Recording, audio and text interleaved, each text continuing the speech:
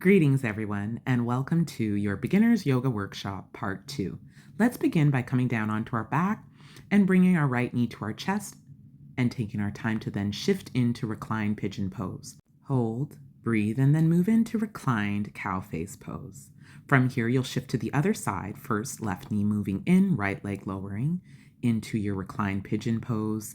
And once again, double wrapping those knees, bring them in close to your chest as you hold your ankles. Then your heels will come down for bridge pose. Hold at the top, breathe in and out, then shift your tailbone back to your mat and windshield wiper swish your shins side to side. Once completed, you'll draw your ankles to cross and rise up to seated position and lace your fingers behind you. Take some time to look up and down as you continue to hold your palms together.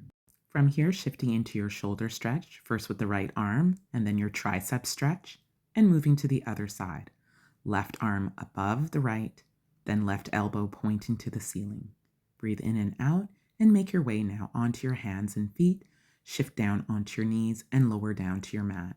Fingers lace above your tailbone. Draw your chest up, squeeze, release. Do it once again. Lift, inhale, breathe out and lower.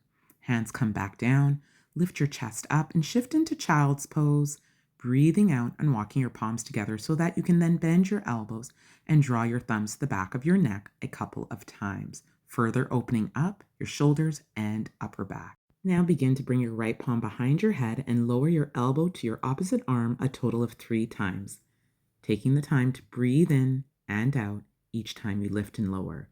As you switch to the other side, this not only helps to improve your flexibility, but also your range of motion in your shoulders and upper back.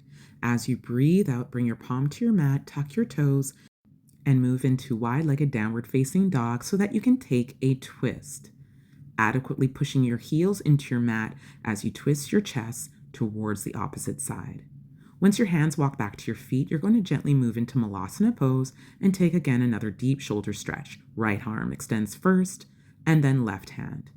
As you breathe out, you're then going to take your energy up to the ceiling, palms come above your head, elbows bend for another tricep extension stretch. From here, moving into pyramid pose, your right foot will step forward, your heels will be grounded, and you're going to gently bow forward over your right leg. As your hands move to the mat, breathe out, sink your ribs over your quad, and then shift into a twist. Left hand roots as your right hand rises. Take a deep breath in and out before lowering back.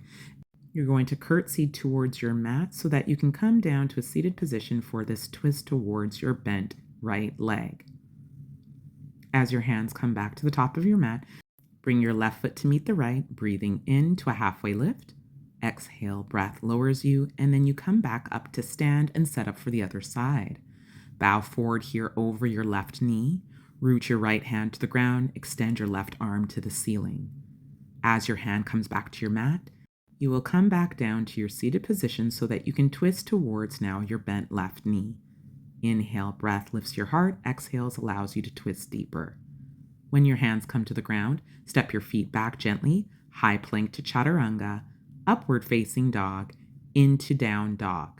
Have as much weight in your hands as you do in your feet. Take a moment to shift weight back into the heels before extending your right leg up and stepping it forward into your first high lunge. Arms come up in line with your ears and the ball of your left foot is pressed evenly into your mat. Coming into a twist, hook your left elbow to the outside of your right knee and open your arms up in a straight line from wrist to wrist. From Warrior 2, you take your time shifting into Reverse Warrior. Left hand can come behind your back. Breathe in and out before you shift into Extended Side Angle. Right hand to the inside of your right foot, left hand to the ceiling. Then Revolve Triangle. Create a nice long line along the right side of your body. As you then take your time, your hands cartwheel to your mat. You step back to down dog, shift into high plank, chaturanga, upward facing dog, and back to your heels for down dog. The left leg will now lift, stepping it forward, power and strength in your legs. A big breath in lifts your chest up high to the ceiling, setting up for your twist, elbow to the outside of your left knee, arms open up, and then shift into Warrior 2, rooted underneath your feet, but yet lifted and open in your chest. To reverse warrior, extended side angle, and then reverse triangle. Long breath to reach back, then cartwheel your hands to your mat so that your left foot can step back to down dog, where you will pause, breathe, and feel before shifting into dolphin pose, where your forearms will come to the ground. They'll be in number 11s from wrist to elbow. You're working to lift your hips high above your shoulders, and then you'll come down to your knees and breathe out. Take a moment to just settle in, relax the shoulders away from your ears, and then get prepared to shift into your first headstand. Your hands will come down, the crown of your head will move to your mat. You will slowly walk your feet closer until you can draw your knees onto your triceps and slowly begin to lift your legs. You actively push your palms into the ground as your feet kick up to the roof, and then lower in a way where you can draw your knees towards your triceps before settling back down onto your shins.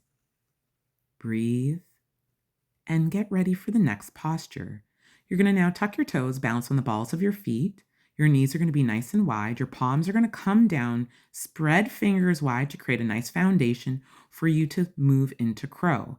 If you need a block, you're going to bring it here just in front of your fingertips so that you can gently rest your forehead on your block as you set up for crow, lifting your heels slowly towards your glutes, allowing your wrists to be here, rooted right underneath the elbows. Take a moment to bring your feet back. A different variation to do this, of course, is with your feet on your block so that you're able to elevate your hips higher.